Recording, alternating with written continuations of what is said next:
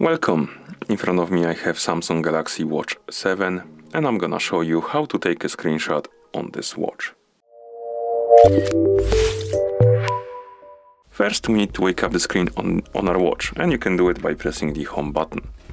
Now we need to go to the screen we want to capture. For example, I'm gonna open... let's open the settings. Okay. Let's say you found the screen you want to capture.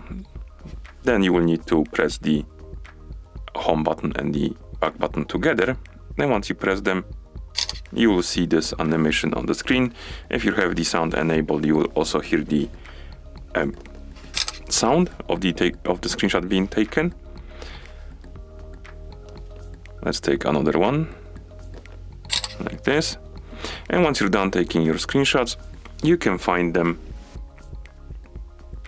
in the gallery app. So if you find the gallery app icon, you can open it, and here we have our screenshots. So basically, to take a screenshot, you need to press the home button and back button together, like this.